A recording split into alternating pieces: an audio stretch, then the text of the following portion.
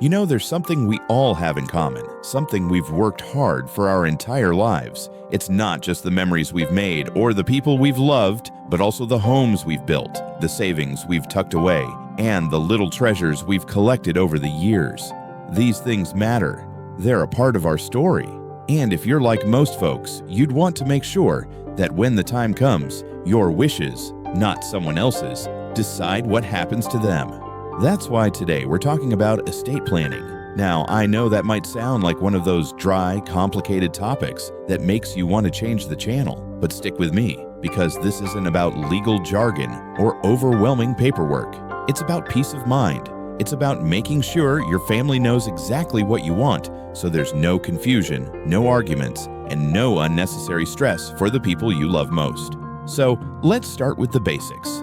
What exactly is estate planning? Well, it's simply a way to make sure your belongings, your money, and even your healthcare decisions are handled the way you want them to be, if there comes a time when you're not able to make those choices yourself. And the best part?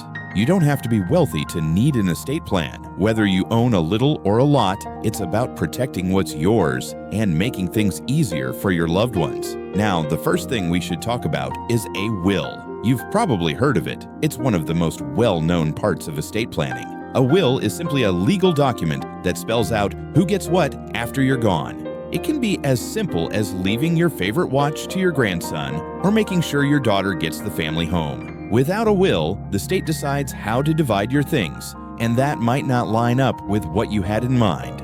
But here's something important. A will doesn't cover everything. For example, if you have a retirement account or life insurance, those usually go directly to the person you've named as a beneficiary, no matter what your will says. That's why it's so important to check those beneficiary forms every few years to make sure they're up to date.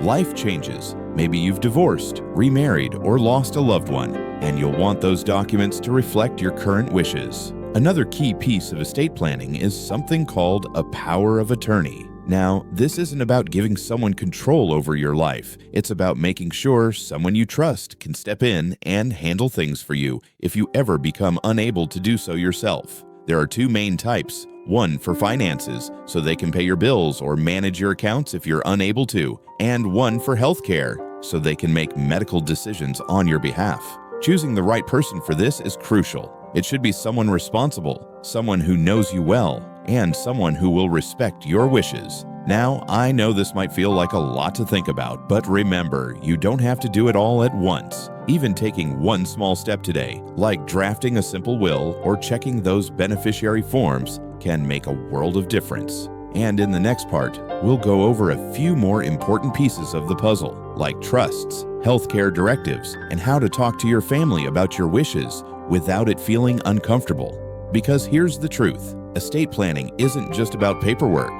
It's about love. It's about making sure your family is taken care of, even when you're not there to do it yourself. And that's something worth taking the time for. So, let's keep going, because the more prepared you are, the more peace of mind you'll have.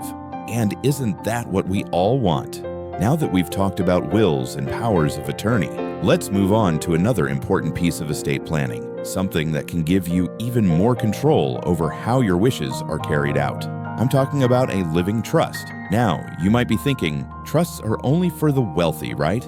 Well, not necessarily. A trust can actually be a really useful tool for anyone who wants to make things simpler for their family down the road. Here's how it works. A living trust is like a special container that holds your assets, your house, your bank accounts, even your personal belongings, and lets you decide exactly how and when they're passed on. The big advantage? Unlike a will, a trust doesn't have to go through probate, which is that long and sometimes expensive court process that happens after someone passes away. Instead, the things in your trust can go directly to the people you've chosen without delays or extra legal fees. Now you might wonder, do I need a trust? Well, it depends. If you own property in more than one state, if you want to leave money to someone with special needs, or if you just want to keep things private, because unlike a will, a trust doesn't become public record, then a trust could be a smart choice. But even if a full trust isn't right for you, there are simpler options, like a transfer on death deed for your home. that can help your loved ones avoid probate without all the paperwork. Speaking of making things easier for your family, let's talk about something that's just as important as money or property: your healthcare wishes. None of us like to think about a time when we might not be able to speak for ourselves, but the truth is, accidents and illnesses can happen to anyone. That's why a living will, also called an advance healthcare directive, is so important. This isn't about giving up control, it's about keeping control. It lets you spell out exactly what kind of medical care you do or don't want if you're ever unable to communicate. For example, do you want to be kept on life support if there's no chance of recovery? Would you prefer to focus on comfort care rather than aggressive treatments? These aren't easy questions, but answering them now means your family won't have to guess or argue later. And when you pair this with a healthcare power of attorney, which we talked about earlier, you're making sure that both your wishes and the person who enforces them are clearly spelled out. Now, here's something that trips up a lot of folks. Even with all these documents in place, they won't do much good if nobody knows where to find them. Imagine your family searching through drawers or old files in an emergency. That's the last thing you'd want. So, once you've got your estate planning papers together, make sure the right people know where they are. You might keep them in a fireproof safe at home and tell a trusted person the combination, or give copies to your attorney or executor. Just don't stash them somewhere so hidden that they'll never be found. And while we're on the topic of family, let's be honest, these conversations aren't always easy. Maybe you're worried about hurting someone's feelings, or you don't want to seem morbid. But here's what I've learned. Most families are grateful to have these talks before there's a crisis. You don't have to go into every detail right away, but even saying something like, "I've been getting my affairs in order and I want you to know where things stand," can open the door. The more your loved ones understand your wishes, the less chance there is for misunderstandings later. So, we've covered trusts, healthcare directives, and how to keep everything organized. But there's still one more key piece we haven't talked about yet: how to make sure your plan stays up to date as life changes. Because let's face it, life does change. Maybe you've moved to a new state, welcomed a grandchild, or gone through a divorce. Even small shifts can affect your estate plan. And that's exactly what we'll dive into in the next part, because a plan that worked 10 years ago might not be the right one for you today. Remember, this isn't about getting everything perfect all at once. It's about taking steps one at a time to protect what matters most. And the more you do now, the lighter the load will be for the people you love later. So let's keep going, because your peace of mind is worth it. By now, you've taken some big steps toward making sure your wishes are honored, whether that's through a will, a trust, or healthcare directives. But here's something I've learned over the years. An estate plan isn't something you set and forget. Life moves forward, and your plan should move with it. That's why our last, and maybe most important step, is keeping everything up to date. Think about it like this.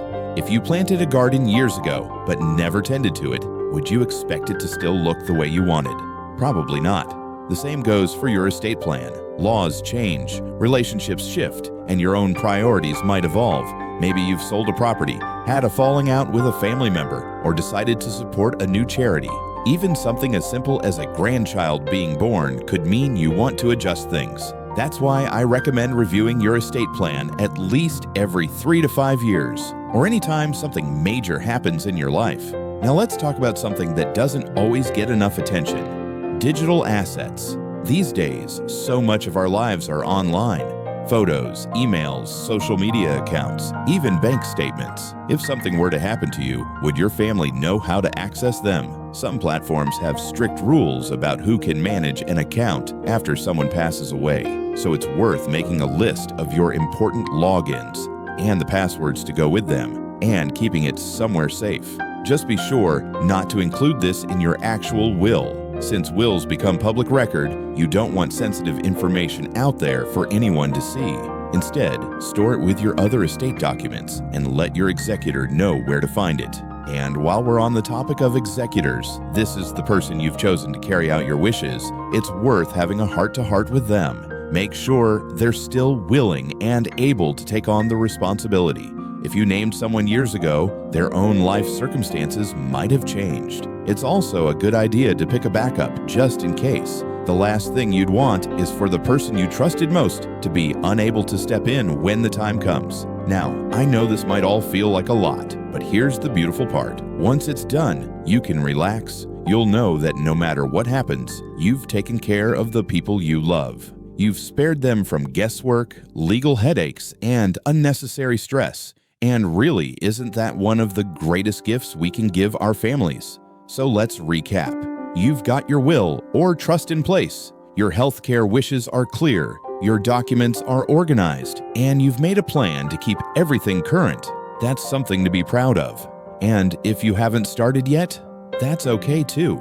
Even just thinking about these things means you're headed in the right direction. Maybe today, you write down where your important papers are kept. Next week, you call an attorney to ask about a simple will. Small steps still move you forward. Before I go, I'd love to hear from you. Have you already done some estate planning? What was the hardest part? Or maybe you've got a question that's been on your mind. Drop it in the comments below. Let's keep this conversation going because we can all learn from each other's experiences. And if you found this helpful, do me a favor. Hit that like button, and if you haven't already, subscribe to the channel. We've got plenty more talks like this coming up, all geared toward helping you live your best, most secure life in these golden years. Remember, estate planning isn't about dwelling on the what-ifs. It's about celebrating the life you've built and making sure it's protected. So here's to your peace of mind, to your family's future, and to knowing you've done right by the people who matter most. Thanks for being here, and I'll see you in the next video. Take care and keep shining.